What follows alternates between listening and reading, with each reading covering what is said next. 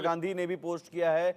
बहराइच हिंसा पर प्रियंका गांधी का पोस्ट सामने आया है और प्रियंका गांधी ने लिखा है, प्रशासन का निष्क्रिय होना अत्यंत दुखद है। अखिलेश यादव ने भी प्रशासन पर सवाल उठाए। प्रियंका गांधी ने भी कहा कि प्रशासन का निष्क्रिय होना अत्यंत दुखद है। सीएम योगी से एक्शन लेने की अपील की है और जनता को भी विश्वास में लें और हिंसा रोकें। सीएम योगी से अपील की और लोगों को से भी अपील की है प्रियंका गांधी ने कि कानून अपने हाथ में ना लें।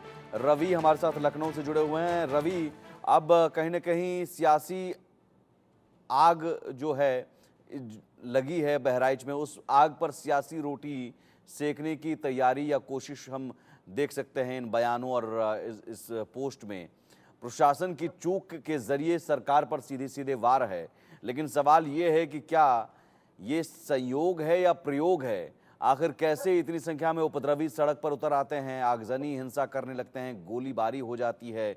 ये विधानसभा उपचुनाव से पहले कोई संयोग है या फिर प्रयोग है? रवि,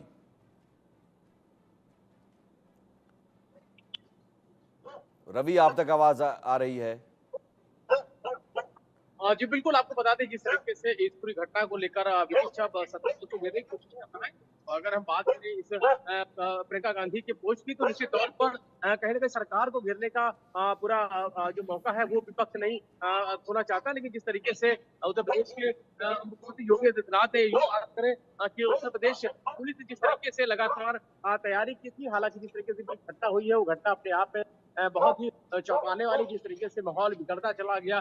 कल की बात करें या आज की बात करें, तो आज के माहौल में काफी बदलाव देखने को मिला। जिस तरीके से आज फिर एक बार फिर से तस्वीरें आई है पूरे माहौल बिगड़ने की, और जिस तरीके से एडीजी लॉ एंड ऑर्डर खुद मौके पर पहुंचे हैं। और निश्चित तौर पर कल की बात करें, कल जिस तरीके से गोरखपुर जोन के डीजी पहुंचे थे, उसके अलावा जो आईजी जो रेंज है वहाँ के डीबी पाटिल वो पहुंचे थे। लेकिन आज हालात और ज्यादा बिगड़ते नजर आए, तो उसके बाद एडीजी लॉ एंड ऑर्डर को खुद मोर्चा संभालना पड़ा। निश्चित तौर पर ये बताने के लिए काफी कहीं ना कहीं एक माहौल बिगाड़ने की कोशिश जरूर हो रही थी, और जिसके लिए अब जो पुलिस है, अधिकारी है, वो लगातार अब इसकी लेकर समीक्षा करेंगे, इसकी जानकारी करेंगे। सबसे बड़ी बात यह है किस तरीके से जो माहौल बिगड़ा है वो किस तरीके से वापस ठीक किया जाए, शांति व्यवस्था बनाई जाए। और सबसे बड़ी बात यह है कि जो भी लोग इस प्रदर्शन के बीच में जाकर जिस तरीके से उन्होंने जो एक माहौल बिगाड़ने का जो प्रयास किया है, उसके लिए अब उनके लिए पुलिस के सख्तीकरण को सामना करना पड़ेगा। हालांकि मुख्यमंत्री योगी आदित्यनाथ ने साफ कर दिया है कि जो भी माहौल बिगाड़ने की कोशिश करेगा उन पर कठोरतम कार्रवाई की जाए। निश्चित तौर पर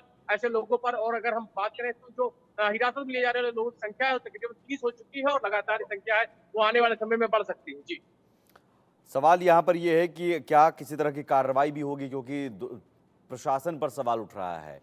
अखिलेश यादव ने भी प्रशासन की चूक का हवाला देते हुए सवाल उठाए हैं। प्रियंका गांधी ने भी कहा कि प्रशासन की निष्क्रियता, और स्थानीय लेवल पर यह बात सामने भी आ रही है कि प्रशासन शायद पहले से अलर्ट रहता, गंभीरता दिखाता तो इतनी बड़ी घटना नहीं होती। अभी तक कोई कार्रवाई भी नहीं हुई है। कार्रवाई तो यहाँ पर होनी चाहिए। रवि, जी बिल्कुल, अगर हम कार्रवाई की बात करें तो अभी फिलहाल इस पूरे मामले को लेकर जो पूरी पुलिस के जो बड़े अधिकारी हैं वो मौके पर पहुंचे हुए हैं, और जिस तरीके से जो भी हालात बिगड़े हैं उनको हालात से पहले कैसे काबू किया जाए, ये सबसे बड़ी जरूरत होगी निश्चित तौर पर। और सबसे बड़ी बात यह है कि जो भी लोग प्रदर्शन के दौरान जो इस तरीके का जो कृत्य कर रहे हैं उनकी पहचान की जाए, और उसके अलावा जो भी वहाँ सर चाहे वो मीडिया के कैमरे से या सीसीटीवी फुटेज है या जो भी तरह नहीं, से मैं जो भी यहाँ जिन लोगों की पहचान है अधिकारियों की, पुलिस अधिकारियों की बात कर रहा हूँ। उनकी क्या पुलिस पहचान की जाए, अधिकारियों तो पर निश्चित कोई तौर पर कार्रवाई शामिल होगी? पुलिस के लिए प्राथमिकता रहने वाली है।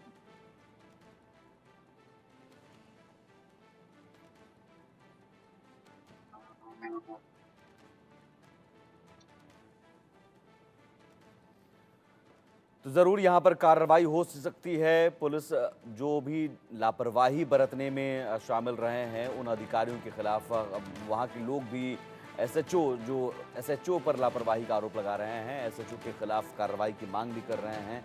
और पहले से ही अलर्ट रहता प्रशासन तो शायद इतनी बड़ी घटना नहीं होती, क्योंकि इस तरह की छिटपुट घटनाएं हुई हैं, कई जगहों से खबरें आई हैं, लेकिन इतनी बड़ी घटना हो जाना मतलब कि कहीं ना कहीं प्रशासनिक चूक भी है, और उस चूक को ज़ाहिर है सीएम योगी आदित्यनाथ बर्दाश्त नहीं करेंगे। बहुत ही दुखद है और दर्दनाक है और बहुत ही संवेदनशील है। इस मौके पर समाज से, वहाँ के सभी समाज नागरिकों से, वहाँ के निवासियों से मेरा विनम्रतापूर्वक निवेदन है कि सौहार्द कायम करने में और आगे कोई घटना न हो, शांति कायम करने में अपना हर तरह से योगदान दें। और ये दर्दनाक भी बहुत दर्दनाक है और बहुत ही हृदय विदारक घटना है। और जहाँ तक ये कि पुलिस का अगर पहले से ठीक से इंतजाम किया होता या उस पर ध्यान दिया होता तो घटना न घटती। प्रदेश के बहराइच में दुर्गा विसर्जन के पावन जुलूस पर जिहादियों के द्वारा जिस प्रकार से हमला किया गया और जुलूस में शामिल एक व्यक्ति को पकड़कर मस्जिद में खींचा गया और उसको यातना दे देकर मार दिया गया और बाद में गोली भी मार दी, बहुत दुर्भाग्यपूर्ण है। हिंदू समाज के लिए चुनौती है और मुस्लिम समाज के लिए आत्मनिरीक्षण करने का अवसर है। केवल वहीं पर क्यों, पूरे देश के अंदर यही ट्रेंड देखने को मिल रहा है। कभी दुर्गा विसर्जन के जुलूसों पर हमला कर रहे हो, कभी गणेश विसर्जन के जुलूसों पर हमला कर रहे हो, कहीं गरबा के पंडालों पर हमला हो रहा है, कहीं पर दुर्गा पूजा के पंडालों के ऊपर भी हमला करके प्रतिमा को अपमानित करने का प्रयास कर रहे हो। कब तक करोगे? क्या हमारा हर त्योहार ऐसे ही तनाव से गुजरेगा? हमारे त्योहार पर भी हमले और अपने त्योहार पर भी हमले हिंदू समाज स्वीकार नहीं करेगा।